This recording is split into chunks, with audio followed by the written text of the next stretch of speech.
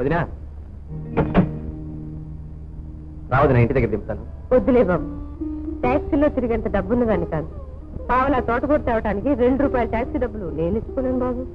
డబ్బులు లేవని బాధపడకొదినా, కావాలంటే అప్పిస్తాం. ఈ అప్పు అనా పైసలతో తీసుకునేది కాదు, అభిమానంతో తీసుకునేది.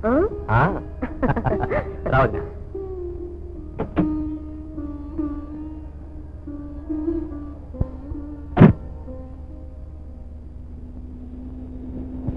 కారాపు కృష్ణ, విజయకుడు ఇక్కడికి వెళ్ళి అది ఆ హరిగాడి. ఇద్దరు కలిసి ఎవరికి తగాదాలు పెట్టాలో, ఎవరు తల పగల కొట్టాలో ఆలోచిస్తారు కమ్మా. నువ్వా? నీతో పన్నెండు వచ్చాను. నీ ఇంటికొస్తే పొమ్మన్న దానివి నా ఇల్లు ఎత్తుక్కుంటూ వచ్చావా? కమాన్, శరణంటూ ఈ గూటి మీద వాళ్ళని ప్రతిపెట్టి ఆశ్రయం ఇస్తాడు ఈ హరి. నీకు కావలసింది డబ్బు. ఆ డబ్బు కోసం నువ్వు ఏం చేయడానికైనా వెనకాడవని నాకు తెలుసు, అందుకే వచ్చాను. హరికి నీ మాటలు అర్థం కావటం లేదు. 10,000 కోసం మా ఇంటికి వచ్చి నన్ను ఎదిరించావు కదూ. 10 కాదు, 25,000 ఇస్తాను. నాకు సహాయం చేయగలవా? డబ్బిస్తే ఏ సహాయమైనా చేయగలడు ఈ హరి. పనేమిటో చెప్పు. ఆ కృష్ణ మా మరిది, ఆ పొగరబోతు. అదృష్టం బాగుండి నిన్ను నువ్వు మా ఇంట్లో వెనక నుంచి పారిపోబట్టి బ్రతికి బయటపడ్డాను. మరీ పగబట్టిన నాగుబావులా తయారయ్యాడు. నన్ను మా నాన్ని బజార్కి ఎక్కించిందే నిద్రపోయేలా లేడు. అతన్ని ఇహ చెప్పకు. అతని పేగులు తీసి నీకు హారంగా అందించాలి, అంతేగా? అది కాదు కృష్ణ, అలా పరాయి మగాడింటికి ఒంటరిగా వెళ్ళిందంటే నాకెందుకో భయంగా ఉంది. వెళ్ళి చూసిరావు. వదినా, ఒక పాము ఎప్పుడు 2 పాములు కాటే, 2 కలిసి ఎదుటి మనిషిని కాటేస్తాయి. అయితే వెళ్ళవా? నేను వెళ్ళను. సరే వదినా, సరే నేనే వెళ్తాను. నువ్వు చాకులం కత్తులం అంటూ 4 వెళ్ళి సావు దెబ్బలు తిని తిరిగి వచ్చారు. నువ్వు అలాగే. నో నో నో, వీడు కత్తి కాదు, చాకు కాదు, బుల్లెట్. వాడి సంగతి నాకు వదిలే. అరే, అది కృష్ణ గొంతు. అరే అరే అరే, ఎందుకు వచ్చావు? మా ఇంటి పరువు ఇప్పుడే మీ ఇంటి మెట్లెక్కటం చూసి. ఆపేసావే, చెప్పు. చెప్పమంటావా? నువ్వేం చెప్పక్కర్లేదు. పరువు తక్కువ పనులు చేయడానికి నా పేరు శాంత కాదు, విజయ. పరువు గల ఇంటి ఆడపడుతుని పరువుగానే ప్రవర్తిస్తాను. పరాయి వాళ్ళ విషయంలో తలదొడుతూ అంత తెలివైన పని కాదు. వెళ్ళిక్కడి నుంచి. నీకేం చెప్పేది? వెళ్ళిక్కడి నుంచి. Get out.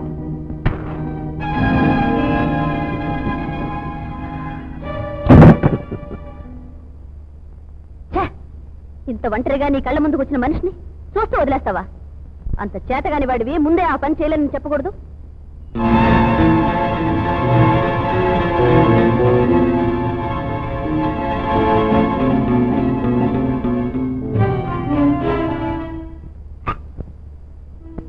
ఏమిటా చూపులు? వీరుడికి కావలసింది వీరత్వమే కాదు, శృంగార రసం కూడా. ఈ హరి వీరత్వం శృంగారం నుండి ప్రారంభం అవుతుంది. ఆడదానివి, నీకా తిరస్కారము అందమే. ఏదైనా చెయ్యి, నాకు కావలసింది నేను తీసుకుంటాను. అడుగు ముందుకు వేసావంటే తిరగబడతావు, అంతేగా?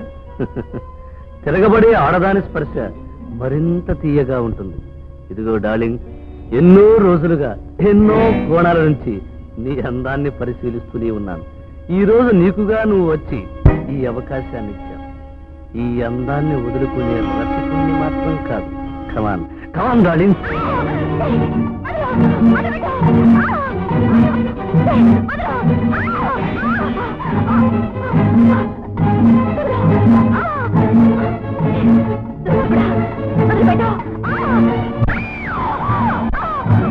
కృష్ణ, కృష్ణ,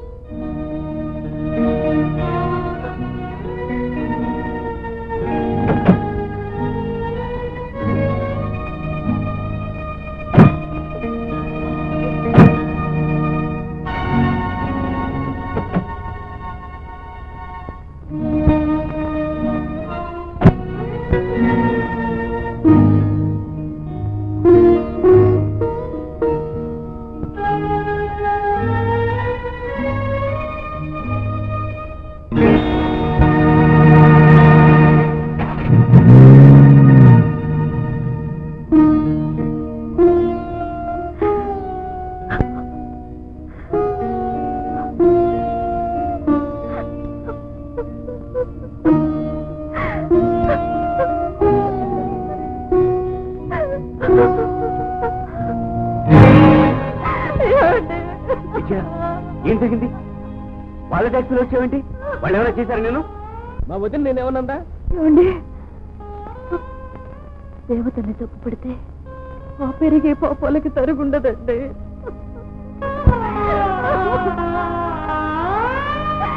దేవతండి, ఆ దేవతలోని మంచితనాన్ని తెలుసుకోలేకపోయాను. మానవత్వాన్ని రాక్షసులా తయారయ్యాను. ఆ దేవత పాపాన్ని అంటిగట్టాను. ఒక అమాయకుడి ఉసురు పోసుకున్నాను. కౌరవులు ద్రౌపదిని అవమానించినట్లుగా 10 మందిలో ఆ శాంతమ్మ తల్లిని నవ్వులు చేశాను. నేను చేసిన పాపాలు 1, 2 కాదండి. ఇన్ని పాపాలు చేసిన ఆ తల్లి నా మీద కోపం లేదు. ఇన్నాళ్లకు నా పాపలు పండి నన్నే కబలించబోతుండగా ఆ దేవత అడ్డుపడింది. ఏ తల్లినైతే ఒకనాడు నేను బట్టలు ఉడివేయించి ఆనందించానో ఆ తల్లి ఈనాడు నాకు బట్టి కప్పి నన్ను రక్షించింది. నేను చేసిన పాపాలకు నిష్కృతి లేదండి, నిష్కృతి లేదు.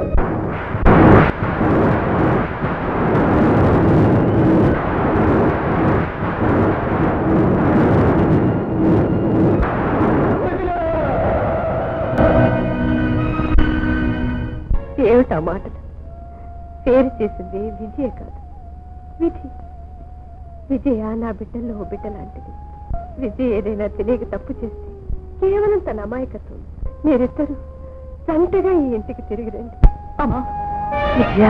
అవునక్కయ్య, నువ్వు నా తోటి గొడవవి కాదు, అమ్మలా అను. చెప్పుడు మాటలకి తప్పుడు చేతులకి లొంగిపోయి నిర్మలమైన నీటిలో రాయి విసిరాను.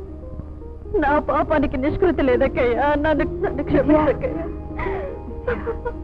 తప్పమ్మా, తప్పు.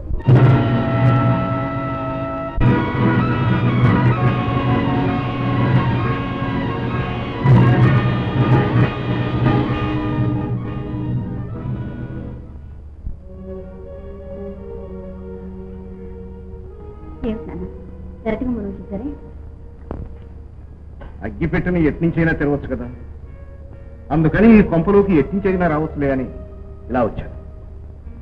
ఏమిటమ్మా చెప్పా పెట్టకుండా వచ్చావు? వస్తే వచ్చావు, ఇది మర్చిపోయావే? ఏమిటమ్మా అలా భయపడుతున్నావు? ఇది నీ హారమే, ఎప్పుడు నీ మెడలో ఉండేదేనమ్మా. అవునా? ఇన్నిటి వరకు అది నా మెడలోనే ఉండేది. అది ఉన్నంతసేపు నాలో అహంకారం, అహంభావం పరవణ దొక్కుతూ ఉండేది. నాకు ఈ హారం వద్దు నాన్న. సరే, నీ ఇష్టం. ఇంటికి పోదాం.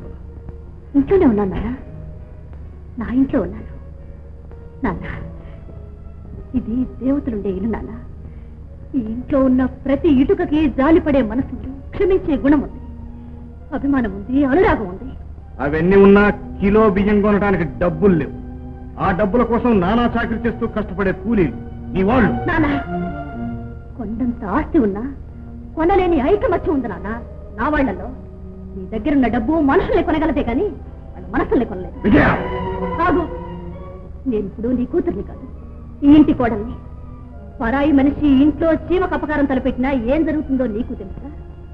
ఆనాడు మనం పంపించిన రౌడీల్ని ఇంట్లో పిల్లా పాప ఏకమైతారని కుట్టాను. ఇప్పుడు నీకు అదే గది వస్తుంది. ఒక్కసారి హెచ్చరించు.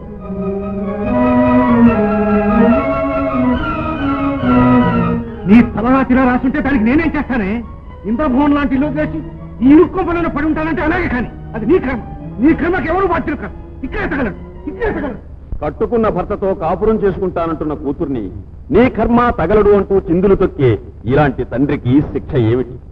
కోర్టులు చట్టాలు ఇతనికి ఏ శిక్ష ఇవ్వలేకపోయినా కన్న కూతురే చీ అన్న ఒక్క మాట చాలు, ఆ తండ్రికి అదే మరణ శిక్ష. మరణ శిక్ష, మరణ శిక్ష, మరణ శిక్ష, మరణ శిక్ష.